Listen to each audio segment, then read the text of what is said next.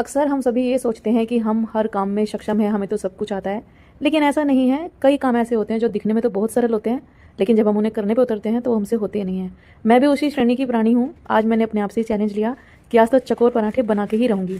तो गोभी के पराठे बनाने जा रही थी, बच्चों के स्कूल में टिफ़िन देना था मुझे। तो मैंने सबसे पहले गोभी को मैनुअल चॉपर में डालकर चॉप कर लिया और आज अलग तरीके से पराठे बनाएंगे। जिनकी भी शिकायत होती है ना कि पराठे फटते हैं, अब नहीं फटेंगे, ये ट्रिक फॉलो करना। तो गोभी को मैनुअल चॉपर में चॉप कर लें या फिर कद्दूकस से घिसकर इसमें नमक मिलाकर 10 मिनट के लिए साइड में रख दें। फिर धनिया मिर्ची जो भी ऐड करना है वो ऐड कर लें और पराठों को स्वादिष्ट और पकोड़े वाला फ्लेवर देने के लिए गेहूं के आटे में थोड़ा सा बेसन भी मिला लें। जितना आटा है उसका 1/4 हिस्सा बेसन मिलाकर नमक के साथ आटा एकदम नरम बनाकर 10 मिनट के लिए साइड में रखें। 10 मिनट के बाद आप महसूस करेंगे कि जो गोभी है ना हल्की सी गीली गीली हो रही है और जब आप इस तरीके से दबाएंगे तो थोड़ा सा पानी रिलीज होगा। तो अक्सर मैं गोभी के पराठे बिना पानी निकाले बनाती हूँ, मेरे कभी नहीं फटते, लेकिन कॉमेंट सेक्शन में कॉमेंट आते हैं कि हमारे पराठे फटते हैं, तो आप ये ट्रिक फॉलो कर सकते हैं। फिर जितना भी गोभी ने पानी छोड़ा था या तो कपड़े में बांध कर निकाल लें या फिर मेरी तरह मूली मैशर में इसे प्रेस करके निकाल लें।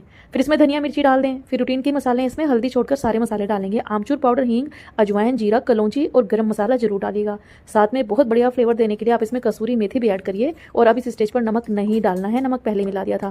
तो एकदम भुरभुरी सी आपकी स्टफिंग बनकर तैयार होगी। अगर आपको फिर भी शंका है कि पराठे फटेंगे तो आप यहाँ पर थोड़ा सा सत्तू मिला सकते हैं, यानी कि भुना हुआ जो ये होता है ना बेसन, वो मिला सकते हैं, या फिर सत्तू थोड़ा अलग होता है वो मिला सकते हैं।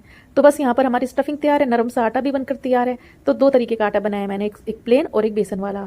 बेसन वाले जो पराठे मैं बना रही हूँ इसे मैं सरसों के तेल से बनाऊंगी और वास्तव में बता रही हूँ, आप एक बार सरसों के तेल के पराठे बनाना, ये आपके ऑल टाइम फेवरेट होंगे। कई लोगों के कमेंट होते हैं कि कच्चापन आता, बिल्कुल नहीं आता। तो सबसे पहले रोटी को बड़ा सा बेलकर हम इस पर तेल लगा लेंगे और उसके बाद स्टफिंग अच्छे से फैलाएंगे। और आज मेरी अपने आप से चैलेंज है कि मुझे ये पराठे चकोर ही बनाने हैं। मुझसे कभी नहीं बनते हैं ट्रायंगल पराठे और चकोर पराठे बनाने में मुझे दिक्कत होती है। दिक्कत in the sense shape perfect नहीं आता।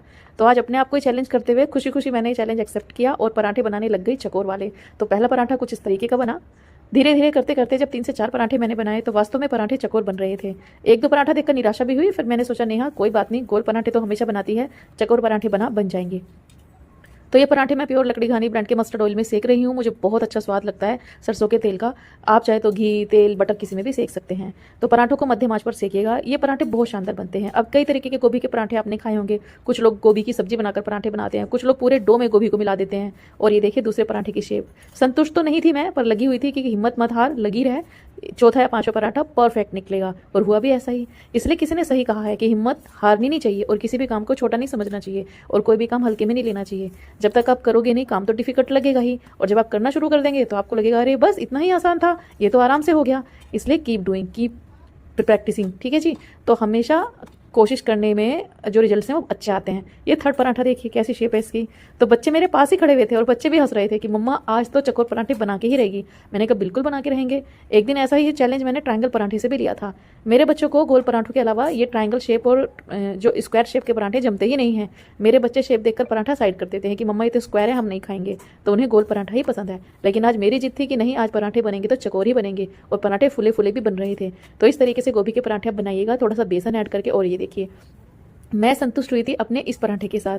मुझे वास्तव में ये बहुत मजा आया इस टाइम पर कि चलो फाइनली मेरा पराठा बिल्कुल चकोर बनकर तैयार है। तो आपको कैसे लगे ये चकोर वाले पराठे, कमेंट करके जरूर बताइएगा। और आप मेरी रेसिपी कहाँ से देख रहे हैं, आपका नाम क्या है, आप चाहे तो कमेंट सेक्शन में लिख के बता सकते हैं।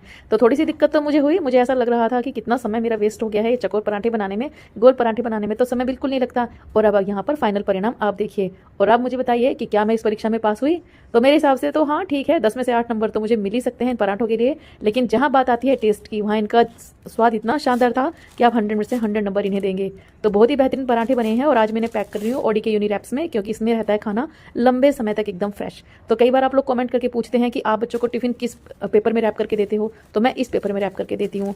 फॉइल पेपर का इस्तेमाल बिल्कुल मत करिए, न्यूज़पेपर का इस्तेमाल बिल्कुल मत करिए। समय के साथ बदलिए और बच्चों को हेल्दी और टेस्टी खिलाएं, उनकी सेहत के लिए अच्छा है। ये मेरा होममेड अचार है, इसकी रेसिपी मैं ऑलरेडी शेयर कर चुकी हूँ। इसके साथ ये बहुत स्वाद लगते हैं, बहुत ही बढ़िया अचार। साथ में दही, जो भी आपको पसंद उसके साथ खा सकते हैं। लेकिन हाँ, मेरे घर में पराठे चाय के साथ सर्व किए जाते हैं। अब मैं दिखाती हूँ आपको इनकी स्टफिंग की कितनी शानदार ये बनकर तैयार हुए हैं। आप इस तरीके से गोभी का पराठा अगर बनाएंगे तो आपके बच्चों को अगर मोमोज पसंद है तो उनका स्वाद इन पराठों में उनको 100% मिल जाएगा। लुक एट द स्टफिंग, कितनी शानदार बनी है, कितने अच्छे तरीके से फैली है। बिल्कुल भी ऐसा नहीं कि किसी कोने में स्टफिंग ना हो। तो इस ट्रिक को फॉलो करके बनाइएगा। जो मैंने छोटे छोटे टिप्स एंड ट्रिक्स आपके साथ शेयर किए हैं, इनको फॉलो करिएगा। अगर आपकी गोभी में थोड़ा सा भी मॉइस्चर आपको लग रहा है तो भुना हुआ सत्तू ऐड कर सकते हैं। कोई नमकीन को मिक्सी में ग्राइंड करके ऐड कर सकते हैं। रायते वाली बूंदी को ऐड करके बना सकते हैं, बहुत स्वादिष्ट बनेंगे। तो यहाँ पर बच्चों का मैंने ब्रेकफास्ट भी लगा दिया है। और कल ना वैभव को ये सर्टिफिकेट मिला था, किसी कंपटीशन में वैभव की बहुत अच्छी परफॉर्मेंस आई थी, तो ही इज़ वेरी हैप्पी, तो आपके साथ शेयर कर रहा था। बाय द वे, पराठे आपको चाय के साथ पसंद है या दही के साथ, ये भी मुझे कमेंट करके जरूर बताना, और ट्राई करिएगा रेसिपी, आपको 100%